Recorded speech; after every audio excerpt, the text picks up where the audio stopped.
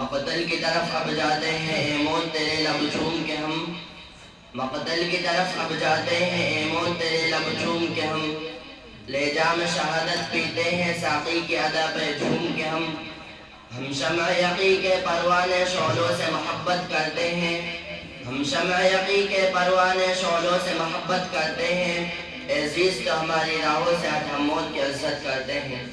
الحمد لوليه والصلاة والسلام على نبيه محمد وعلى آله وأصحابه أجمعين، أما بعد فأعوذ بالله من الشيطان الرجيم، بسم الله الرحمن الرحيم، إن تنصروا الله ينصركم ويثبت أقدامكم، وقال الله في موضع آخر ولا تهنوا ولا تحزنوا وأنتم الأعلون إن كنتم مؤمنين، صدق الله العظيم۔ جب گلستہ کو خو کی ضرورت پڑی، جب گلستہ کو خو کی ضرورت پڑی، سب سے پہلے ہی ہماری گردن کٹی، اب کہتے ہیں ہم سے یہ اہل چمن، اب کہتے ہیں ہم سے یہ اہل چمن، یہ چمن ہے ہمارا تمہارا نہیں۔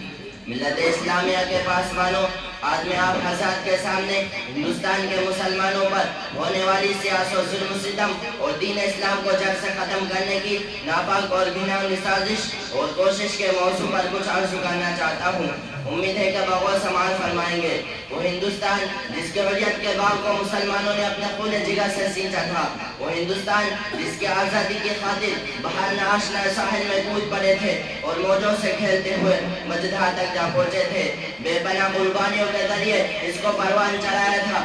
آج اسی ہندوستان میں مسلمانوں کو طرح طرح کی اذیتیں اور تکلیفیں پہنچائی جا رہی ہے۔ مسلمانوں کے قلوب سے اسلام کی محبت کو ختم کرنے کی نہایت ہی گھناؤنی اور ناپاک سازشیں ہو رہی ہے۔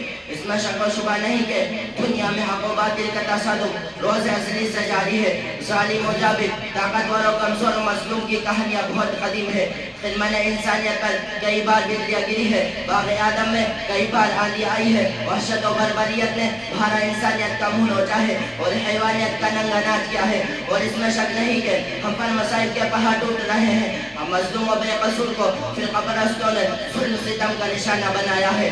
ہماری ماں و بہنوں کی عزت و آبرو لوٹی جا رہی ہے۔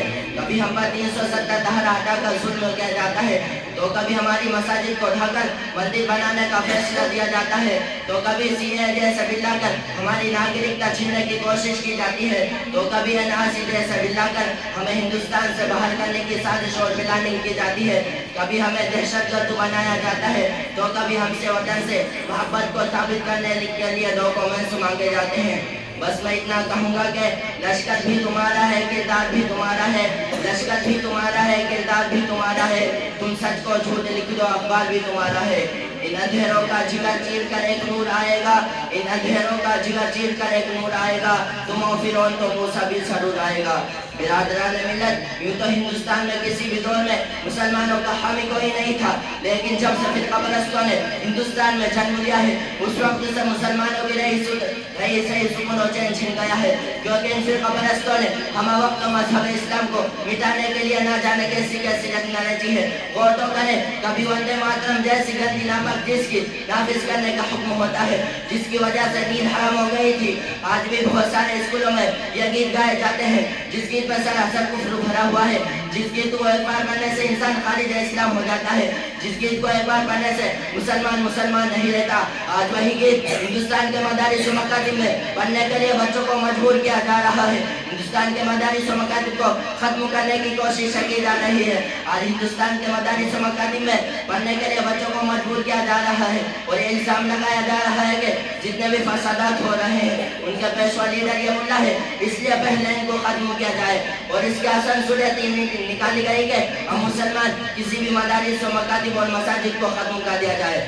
اسی وجہ سے ہماری عبادت گاہوں پر پابندی لگا دی گئی کہ ہم مسلمان کسی بھی مدارس و مکاتب اور مساجد کو نہیں بنا سکتے، لیکن شاید ان کو معلوم نہیں کہ مسلمانوں کی جب تک سانس چلتی رہے گی اس وقت تک دین اسلام پر اور مکاتب و مساجد پر کسی طرح کے آنچ نہ آنے دیں گے۔ ہم تمہاری دھمکیوں سے خوف کھا سکتے نہیں، ہم تمہاری دھمکیوں سے خوف کھا سکتے نہیں، ظلم کے آگے ہم اپنا سر جھکا سکتے نہیں۔ یہی ہے تاریخ اپنی، یہی ہے اپنا فلسفہ، ہم زمانے میں زبانے سے ابھرتے ہیں سدا۔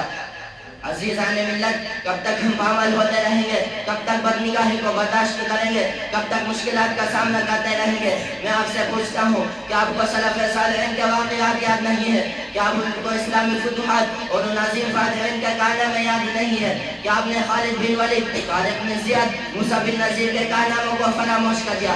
کیا آپ نے محمد بن قاسم، زید بن ربیعہ کے کارناموں کو فراموش کر دیا؟ خدا را آپ اپنے اندر اتحاد و اتفاق کے لافانی جذبے کو فروغ دے اور اتحاد و اتفاق کی رسی کو مضبوطی کے ساتھ تھام لے، تو انشاءاللہ کامیابی اور کامرانی آپ سے ہمکنار ہوگی اور غیرت ایمانی اور جذبہ اسلامی آپ کے اندر پیدا ہو جائے گی اور فلاح و فوز سے وابستگی ہو جائے گی۔ میں شعر کے ساتھ اپنی تقریر کو ختم کرتا ہوں۔ فضائے بدر پیدا کر فرشتے تیری نصرت کو، فضائے بدر پیدا کر فرشتے تیری نصرت کو، اتر سکتے ہیں گردوں سے قطار اندر قطار اب بھی۔ اللہ تعالی ہم سب کو ایمان پر مرنے والا بنائے اور اتحاد و اتفاق کی فولادی طاقت سے سرفراز فرمائے۔ آمین وآخر دعوانا ان الحمدللہ رب العالمین۔